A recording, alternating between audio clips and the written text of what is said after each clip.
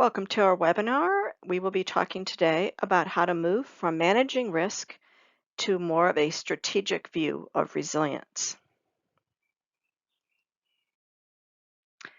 I am your speaker today. My name is Linda Nelson. I'm the founder and president of the International Consortium for Organizational Resilience, and I will be sharing with you information today that we have learned from working on standards for organizational resilience, as well as research that we've been seeing over the years.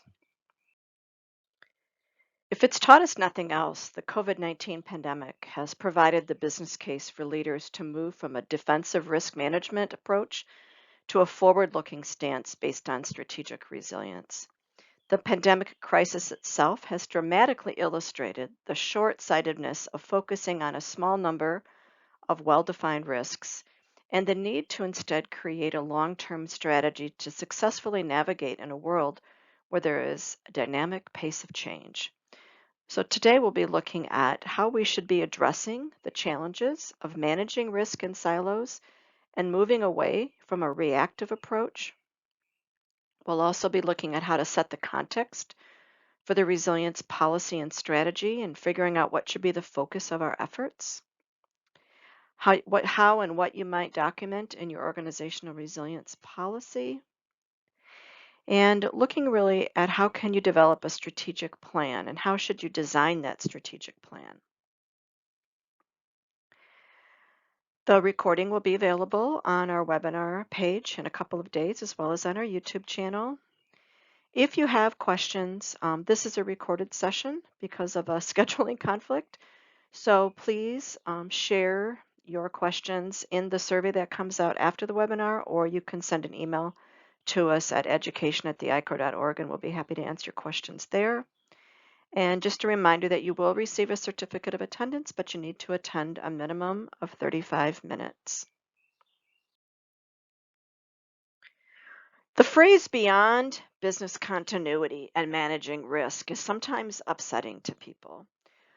One of the things that has been very evident early on, but has continued to be an issue, is the different terms that are being used. And so when I talk to people, oftentimes I hear things like, I'm the business resilience, whatever, at my company.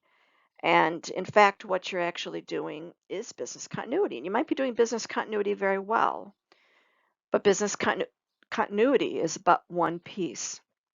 The same thing is similar with enterprise risk management and people saying that that is organizational resilience. And more, companies are selling you resilience solutions that have to do with really technology continuity and recovery and different ways to protect your organization from threats.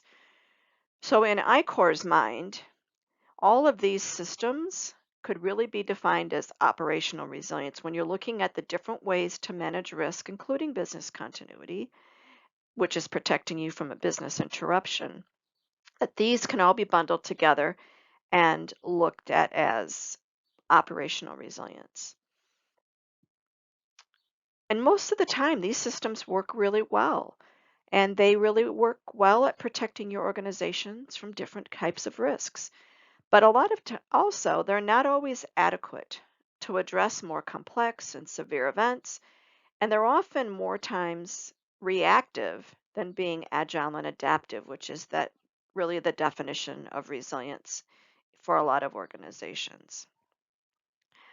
And so when we talk about organizational resilience, we're looking at building the capacity for agility, to be adapting and learning and transforming, to ensure that you're able to deal with a high demanding environment defined by continuous uncertainty, complexity, and rapid change. And this oftentimes means we need to do business as usual better as well.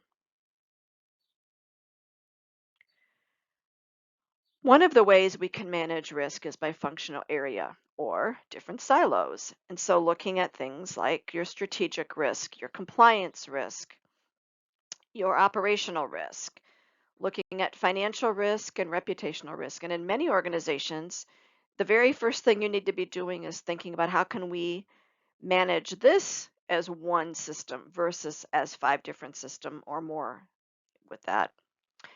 And so it is time for you to move from managing risk in silos and at a minimum, manage risk as a single system. And so if you have something like enterprise risk management in your organization, then look at that and see, is this actually meeting our needs? Have we taken care of these silos and merged them into one system, or are we still siloed? One of the kind of the graphics that I like to use is this three pillars of systems-based thinking. And at a minimum, like I said, implement a systems approach for managing risk. So look at your operations and things like your incident response, your business continuity, your crisis management, and your supply chain. And at a minimum, make that one system. And then look at your technology systems, your data centers and critical environments, your different information and communication technology systems, how you manage your data storage and availability and your information and cybersecurity. At a minimum, make that one system. But we see over and over again in companies that each of those is oftentimes a silo and they're not even talking to each other between those parts of within the technology systems themselves. And then we have different management systems that are very important to how your organization operates. Your asset management system, a quality management system, of course, your finance systems, as well as your talent management systems. So if you kind of break your organization down into its different systems, you can start thinking about how can we begin putting this together as one single system and making sure that these are all aligned with your strategic objectives and that we're all working in the same direction to build that resilience capability. Drawing on some of these core elements for enhancing resilience and really looking at what are the principles that have been identified in ISO 22316, which is a guidance document on organizational resilience. How can we look at those and put them into one framework? And so when we're looking at this for the implementation of, of a strategy, is you need to have a policy.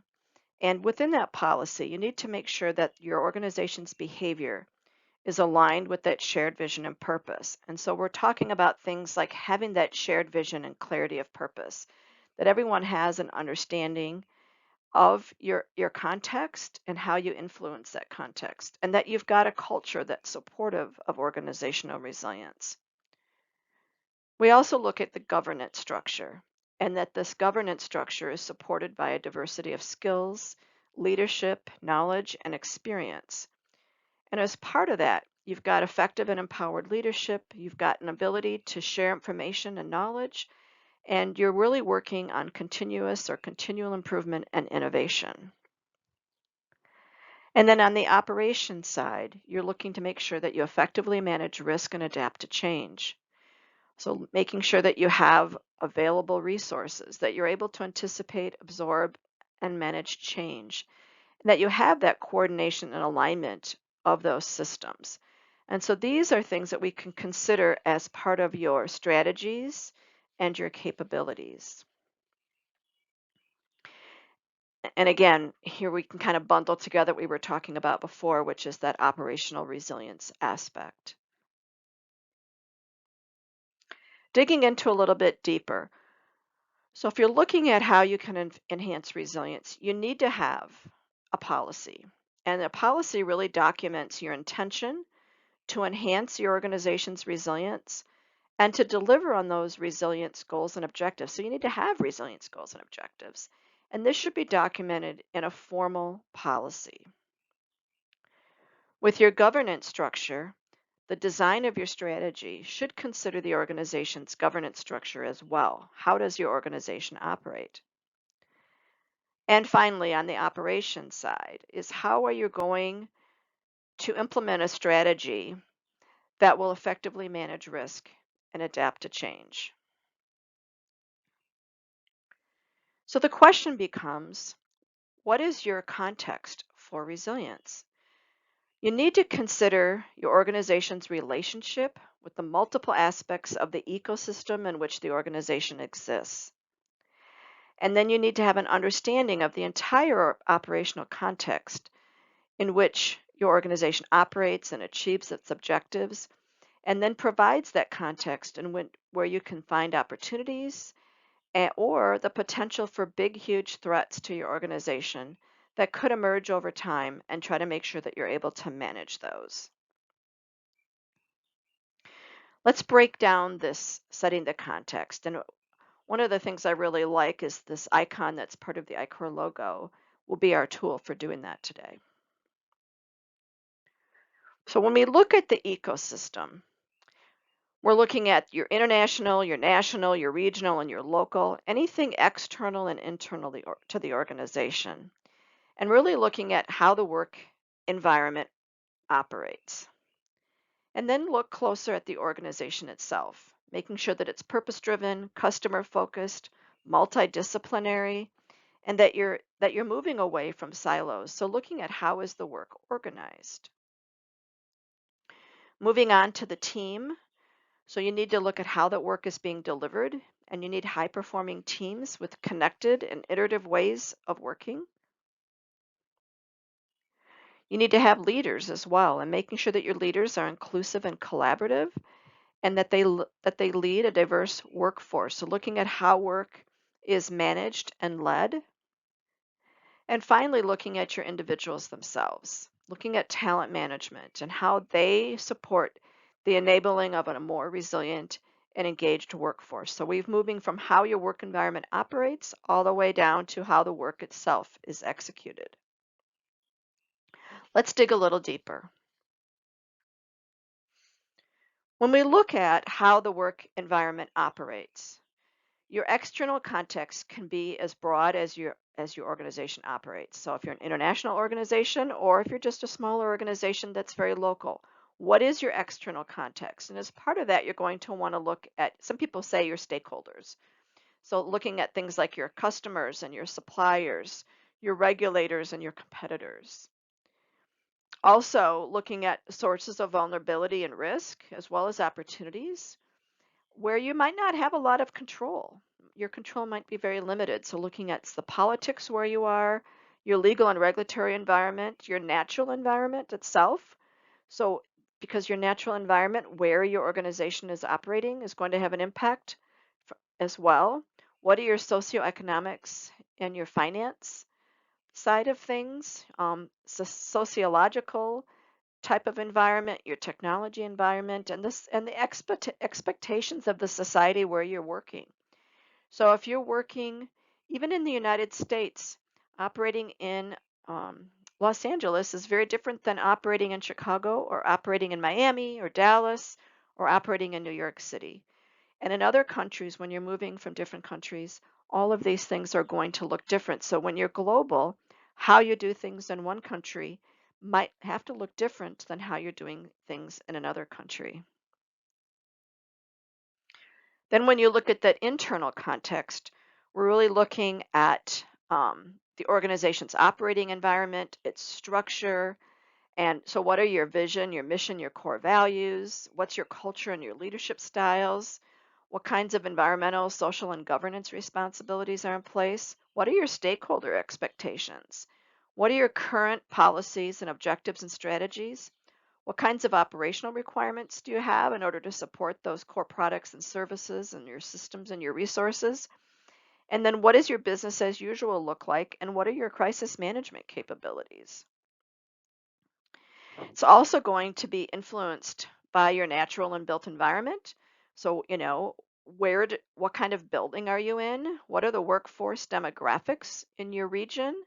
What about your different geographic locations? So even just looking, um, within your organization itself, do you own or do you rent? Lots of changes happening within the built environment itself, as well as your workforce demographics and where people work and how they work has been changing. So when we look at setting the context for resilience, your resilience policy and strategy should be customized to align to both your external and your internal context. So you're looking at how does the work environment operate and how is that work organized. So your policy should reflect the potential threats to organizational objectives and how to create value from emerging opportunities arising out of these changes in circumstances or conditions that might affect the organization's overall resilience. And characteristics of your organization's environment really provide the base from which those relationships can be established and your interdependencies determined. As part of that, it's really important that you do continuous scanning of the characteristics, the relationships, the dependencies, and the shared practices of your operating environment, because this is going to determine your baseline conditions against where you manage your change. So you have to be scanning in order to understand what is our baseline, what do we normally look like, and what are we seeing as changes so that you can identify those, measure those, and manage those. And this really provides that context for the development of your policy and strategy. Scanning also provides you with an assessment of the impact of observed or potential changes to your organization's internal or external context. And scanning might also result in the identification of early warnings or signals where changes in the conditions might impact your resilience objectives as well. When you're looking at the team, you're looking at having, like I mentioned earlier, that high performing team where people are connected and you've got iterative ways of working. So looking at how is work delivered. So you need to have a cross-functional teams because this builds diversity and it also builds collaboration. We need to have a method for reducing silos and increasing collaboration within the organization. And personnel from those different teams should come together, drawing on expertise and working towards that common goal. And this was the webinar that we did on May 24th, where we talked about the cross-functional teams and then the importance of those in a more resilient organization, or to be able to use those as a tool to enhance your resilience. Moving on to your leaders. You need to have adaptive and inclusive leaders in a place where everyone matters. So your leaders need to be emotionally intelligent. They need to be sensitive to the feelings of others, which is going to help boost the morale. You also, as a leader, you need to be fair and impartial. You need to be open and honest, even if sometimes that truth is difficult. And it really becomes important that you treat all employees fairly when you're allocating resources and making your decisions. You also need to be a leader who's willing to innovate and experiment, that you're willing to try new things, and this will help you be better prepared for change as well. When we're looking at having leaders who have character, we want people who could admit mistakes, who can stop when things aren't working, and leaders who embrace diversity in your workforce. We also need people who can anticipate challenges. They have to be scanning and looking forward. People who can identify root cause and recognize which risks are worth taking and which you should avoid. And someone who's a participative decision maker, leaders who can incorporate a broad set of ideas and input from all the different colleagues, and then someone who's nimble enough to shift direction when needed. So somebody who gets people involved in that decision-making process. And then moving on to the individual. When talent management is hiring, they need to be really thinking about what kinds of behaviors are we looking for in the people that we're hiring, because you can't have a resilient workforce unless this is done intentionally. You have to look for people that are adaptable and flexible, that they have the ability to change, evolve, and adapt in response to change.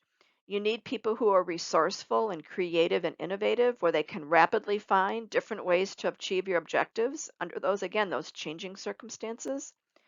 You also want your people to be inclusive and collaborative. You can't have cross-functional teams that are inclusive and collaborative if your individuals do not operate that way. So you need people who are willing to work together towards a common purpose or goal. And this is where you get that shared ownership and that joint vision. That's really, really important. You also need people who are able to prepare and be able to think of things that can happen, kind of that worst case scenario piece, to make sure that they're prepared and that they can put plans of action in place before they're needed, and making sure that the strategies in place are strong enough and redundant enough to do their job. You also need to have people who are both aware and reflective. So they're forward looking as well as backward looking. So, kind of the ability or the capacity to anticipate future conditions and then learn from your past experiences.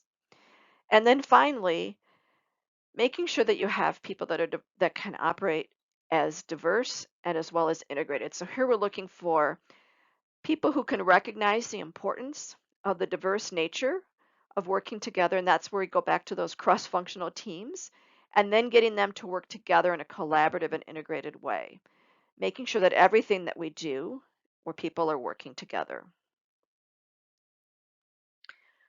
So, because this is recorded, we're not going to actually do the poll here, but I do want you to think about what do you think would be the context of your organization's resilience strategy? Are you sophisticated enough and mature enough in your resilience efforts to be able to look at the ecosystem approach? Or do you need to really start with hiring the right people so that you can then build up to grow and have more leaders and teams and then become more organizationally approached? And this is where you might say we need to do all of these things. We need to be working at all of these at once. But like any other strategic objective, you have to start somewhere. So consider where your organization might need to start. And this is where it can be enabling because a lot of people get frustrated because they say, I can't do anything about my organization's resilience. And I will argue that emphatically and say, you are each there to support your organization and you can control what you do. You can be the best person that you can be. And therefore, if that context is just you individually, and who you work with and how you impact the people that you work with, that is a fair place to start. And so I think each of us has a responsibility to put our best foot forward. So we look at the fact that you need to have a policy. If you're going to have, if something's going to be done in your organization, you have to have a policy for it. And so that resilience policy and strategic plan should establish your resilience objectives, and these should then be embedded into your other organizational strategies. This really enables the development of that strategic capability to anticipate and respond to change, which enables that organization to deliver on its objectives and to survive and prosper.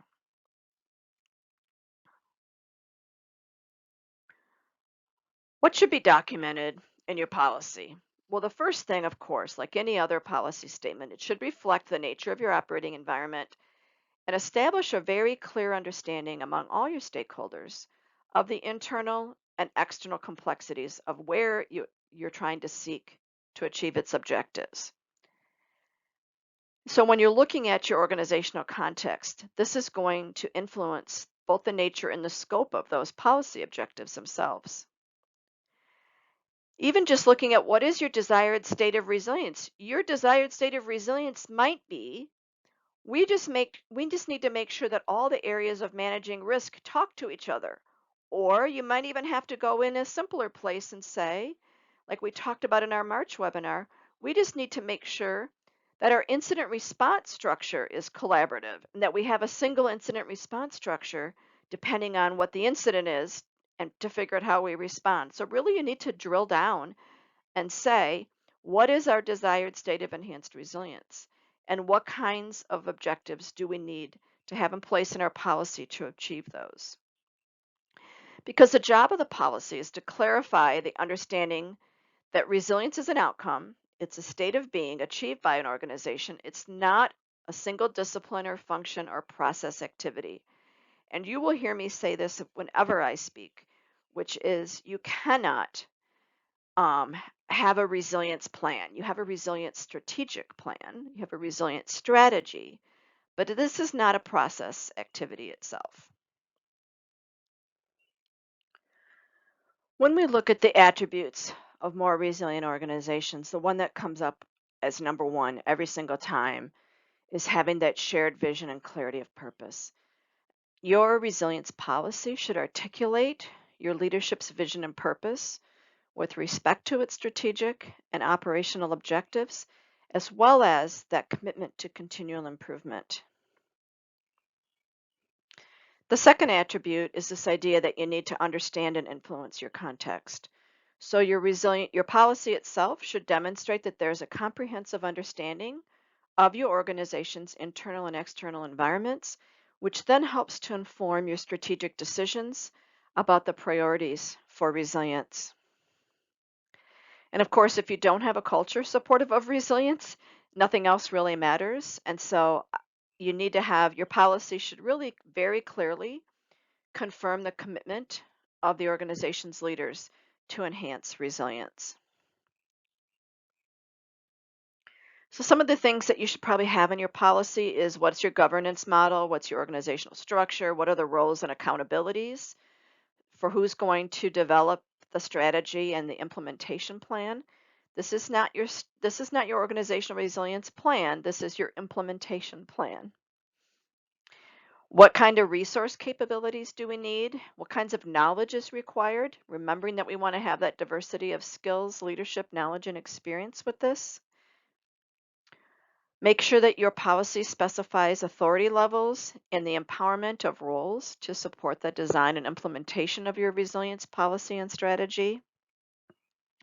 It is, of course, supposed to set the direction for the organization and how it's going to do a better job of absorbing, adapting, and responding to change. And then really establishing your protocols. Does this sound familiar? For the coordination across your different systems and how each of those systems contributes from both those technical and scientific areas. Looking at all of your different functional areas. We also need to understand your strategic choices. So when you're designing your strategic plan for resilience, you have to start figuring out how are we going to adjust our current strategies and practices to fit our contextual conditions. But sometimes this is really hard because you're trying to struggle with balancing seemingly competing priorities that are already in place. You need to make sure that you're assuring compliance with all of your systems. What are those things that you have to be compliant with? Your regulations and your standards, how you protect your people, your reputation, your assets, and the environment. How you respond to issues as they emerge, and being able to do that with both flexibility and agility, and really empowering people to take ownership of their problems and formulate those creative solutions. Making sure that you can satisfy investor expectations while meeting productivity and efficiency goals and increasing your capacity to meet the growing demand, as well as innovating, making sure that you are keeping pace with new technology, with new business models and new consumer trends. These are all priorities that are currently going on. And so your resilience strategy is supposed to accommodate each of those things and helping you to move in a unified way. So again, let's pause for a minute and consider what is your organization's focus for increasing resilience include? Is it focused on operational resilience or ways how you manage risk? Is it focused on assuring compliance or responding to issues as they emerge? Satisfying your investor expectations, to increase innovation, or might you say, what strategic plan? I'm assuming that your organization is doing at least some of these things. You need to assure compliance. You need to satisfy your investor expectations. If you're not doing anything else, my guess is you're doing at least those two things. And then you're trying to respond to issues as they emerge. And then you're trying to manage risk. But the hope is that by doing all of these things, that you can then focus on how to increase innovation and transformation as part of that management of change. One of the key references for this webinar is a paper that was published in combination with BSI and Cranfield School of Management back in 2017. And it's a summary of academic evidence, business insights, and new thinking around organizational resilience. And what they have done is they have looked at how you might understand strategic choices, as well as looking at some of these tensions that exist between those strategic choices. So what they first did is they looked at two mindsets. So your progressive mindset, how you achieve results, your logic, kind of your mental model, And then your defensive mindset, you're protecting results. So you're achieving results versus protecting results. And then will you have that logic and mental model for that as well?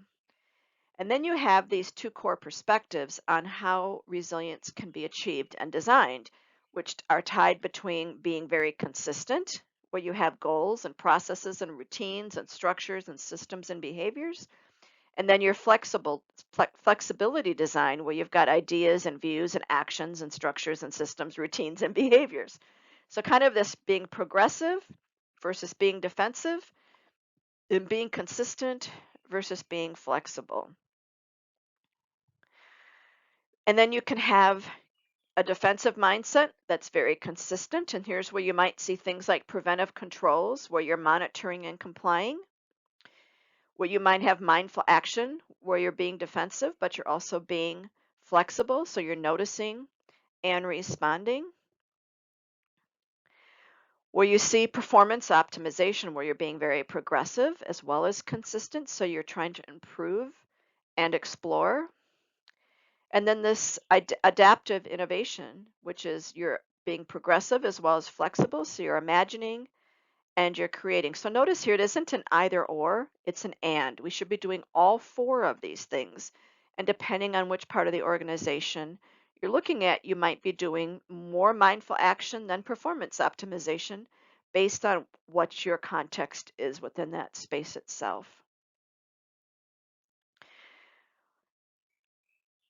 Just remember that you can live and thrive within this paradox. So you need to leverage these tensions by employing both, kind of that both and thinking, because that's a critical aspect of organizational resilience. And this tension is also really seen as a positive attribute. Let's dig a little bit deeper. So here we've got in the middle the ability to anticipate, prepare for, and respond and adapt to incremental change and sudden disruptions. And what this figure talks about is the erosion of organizational resilience, or sleepwalking into disaster. So here you've got, again, the progressive at the top, defensive at the bottom, your consistency on the left, your flexibility on the right, and then you've got those four buckets of performance optimization, your adaptive innovation, your mindful action, and your preventive controls. So sometimes your performance optimization gets eroded when organizations enjoy a long period of success, resulting in the dismissal of the possibility of a future failure. We won't fail. We're too big for that, says lots of organizations that no longer exist. Where there's a singular focus on short-term productivity gain that has also proved detrimental to kind of that long-term or that medium-term mission and sustainable performance as your primary goal. And so over time, organizations can create the illusion that really failure can't happen here. When we look at adaptive innovation, this becomes inhibited when the organization feels the threat of impending crisis. And here we're going to control our expenditures and our resources and focus on the one thing we do well, our core product or service. And sometimes this is known as your threat rigidity effect. And really, by implication, the range of options available to the organization begins to narrow, and it becomes progressively more difficult to reverse decisions. And the organization itself can become kind of path dependent. It gets locked into place, and it really loses its capability to adopt better decision or better alternatives. Sometimes preventive controls are diminished over time. So each defensive layer can sometimes become like a slice of Swiss cheese, having lots of holes. And these holes in defense arise because of latent problems such as defective maintenance, poor training, or you're seeing local practice taking over from written procedures. And things like we'll call them deviant acts become normalized. And when the holes in these layers line up momentarily, this is where you can have an incident. And finally, mindful action is weakened when organizations stop investing in the competence of their people, maintaining efficacy and encouraging growth, as well as the structures and practices. People become inattentive, they become mindless, and they lose that situational awareness. In hierarchical organizations, those with expertise who are closest to the problem are not empowered to act, and people really diffuse that responsibility for taking action.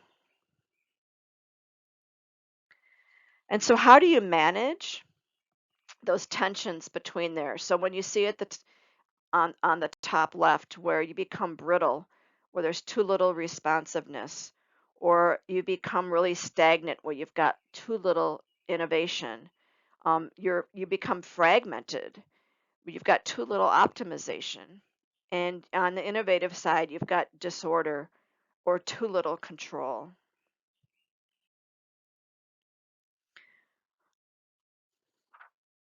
So leaders really need to manage those tensions between those defensive and progressive views. And this it's also been tied to how you can be more thorough and more efficient as well. And so here we've got those four quadrants again. And here is where you're optimized between your performance optimization and your preventive controls. Here is where you're meeting productivity goals and you're operating dependable processes. On the innovation side, you're exploring novel options and developing new opportunities, and you're responding rapidly to shifting problems. At the top, we're looking at optimization and innovation. You're doing what you do better, and you're doing something new that is better. When we're looking at preventive controls and mindful action, you're following the rules and taking ownership of emergent problems and formulating solutions. And here we got on the diagonal, you've got direction and coordination of your work, and you're devolving ownership and responsibility. So here you've got your optimization and your action, and then your control and your innovation, where you've got internal consistency or risk avoidance, and you've got external adaptation, where you're actually taking risk. So here is where I want you to start thinking about the ands versus the weak areas. We need to be looking at the positive ways that we can draw these insights and start performing better. Notice this is well beyond just managing risk. And I don't mean that managing risk is a just, but if you're looking at resilience, you have to be looking at performance optimization, how adaptive and innovative you are, how you notice and respond to change, and how you make sure that you're meeting all of your controls. As part of improving your essential outcomes, you need to examine each essential outcome and make choices and changes to enhance your resilience. So when we're looking at controls to increase readiness, you might do things like adding safeguards or adding new plans and procedures or adding codes of conduct to ensure compliance, find and fix errors, increase supervision and oversight, and having things like audit. If you want to have an essential outcome of more flexibility to increase responsiveness, here is where you might add redundancies and you might add diversity. You might create flexibility by design. You might empower your people by giving them the freedom and discretion to act, helping them to develop more teamwork and better communications and collaboration. You might use optimization to improve recovery to make sure that you are clarifying existing roles and responsibilities, improving your existing processes, trying to reduce cost by improving your monitoring, and then fixing those gaps in knowledge and skills. And if you want to use innovation to increase regeneration, you need to create safe places for experimentation. You need to encourage informal networking, how you might develop new capabilities, use resources and ways of working, and really using design thinking workshops, for example. Let's pause again for a moment, and I'd like you to consider, what do you think your organization's strategies for resilience efforts are? Do they focus on performance optimization? Are they more focused on preventive controls, adaptive innovation, or mindful actions? Or are they doing a combination of some of those?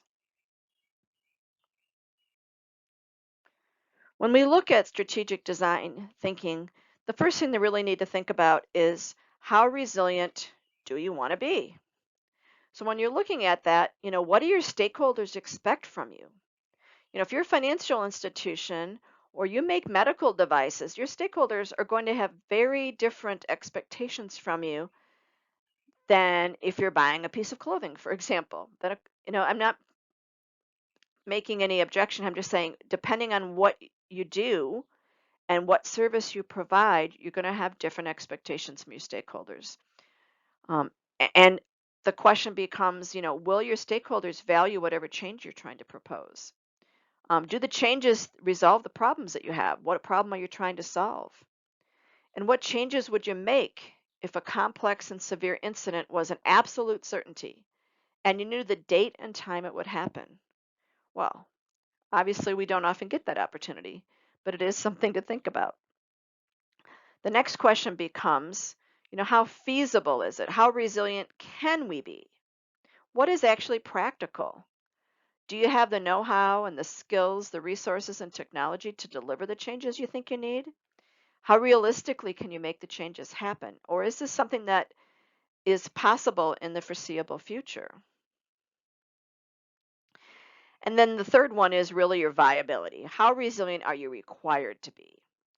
Would further investment be commercially or economically beneficial?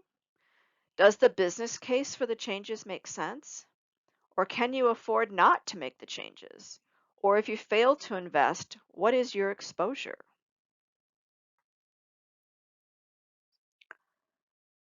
So when an organization designs its strategic plan for resilience, top management really needs to consider, we're back to the beginning. What is your shared vision and purpose?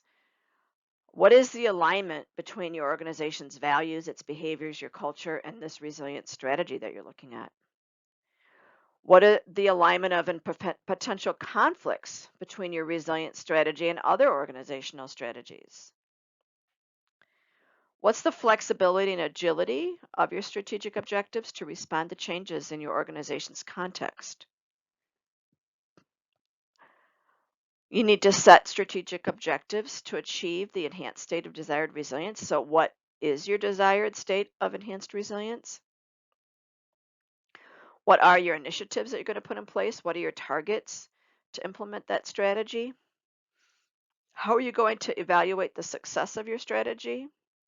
And of course, how are you going to monitor and report on that? This is pretty much how you might manage any strategic plan, um, following these common 8 steps.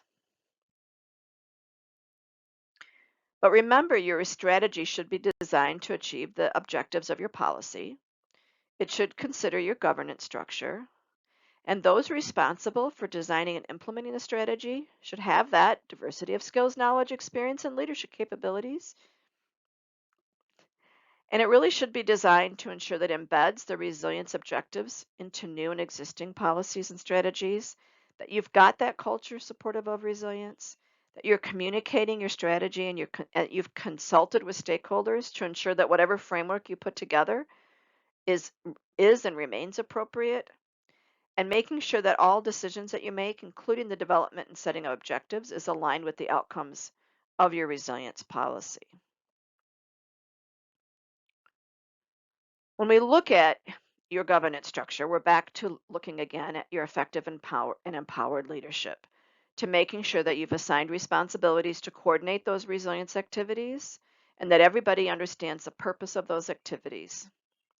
That you've got that shared information and knowledge, that the organization's leaders understand the importance of sharing information and knowledge, and that they implement systems to ensure that the organization's people have the information and knowledge they need when it is needed, and that you're continuing with that continuous improvement and evaluation and innovation, where your roles should be assigned to evaluate the effectiveness of the strategy design itself and to ensure continual improvement, and making sure that your performance management criteria is responsive to change. As we touched on before, you need to ensure alignment with organizational goals. So your objectives for your resilience strategy should be in alignment with everything else. And this alignment is going to encourage wider involvement and facilitate the understanding of what the organization aims to accomplish, because broader engagement and support are going to contribute to the success of your strategy. Like everything else, you need to allocate resources. So top management should ensure allocation of appropriate resources to support those activities, and this includes the people with necessary skills, experience, and competence, and leaders with the ability to be adaptive and agile under all conditions. And making sure that those who are assigned with the accountability and authority to deliver the resilience strategy objectives represent each of the organization's functions. So this is where you get to that collaborative, multi or cross-functional piece of teams as well. To conclude, you need to have a clear understanding of organizational resilience because this is going to be the cornerstone of developing your policy and your strategic plan. The context of your organization itself is going to determine the direction of your policy and your strategic plan for resilience. Your policy requires documentation of your leaders' commitment to resilience, and your strategic plan for resilience should demonstrate an understanding of the organization's mindset and perspective. A couple things suggest that you take a look at. One I mentioned already, which is the BSI and Cranfield School of Management paper. Also, Deloitte has an interesting thing about the adaptable organization. And then ISO 22316, Security and Resilience. These are principles and attributes. This is currently being updated. And 22336 on organizational resilience policy and strategy is currently under development. You can learn more. We do teach courses about organizational resilience, and we have a certification program at 3 different levels: the Resilience Manager, Professional, and Executive. We also have individual courses on managing risk within these different functional areas of business continuity, crisis management communications, your critical environments, your data centers, as well as your information communication technology continuity. We're trying never to say disaster recovery ever again. If you have missed our past webinars for this year, you can take a look on our YouTube channel. We started off the year by talking about the changes to ISO 27001 on information security, cybersecurity, and privacy protection. In February, we talked about managing reputation risk. In March, how to implement a unified incident response structure. In April, how to manage data center risk. May 24th, the role of cross-functional teams in building resilience and agility. And then kind of May and June, this webinar on moving from managing risk to strategic resilience. Please sign up for our July webinar on developing leaders in turbulent times. We are continuing to run our quick study on organizational resilience capabilities, where you can go ahead and scan that QR code or go to our SurveyMonkey, and we are doing kind of a snapshot on resilience, and you can be part of our greater study, and we will be publishing those results very soon. And we'd like you to connect. Take a look at our correspondence newsletter, take a look at our past webinars, and join our network both on LinkedIn and Facebook. Have a great rest of your day, and we hope you connect with us next time.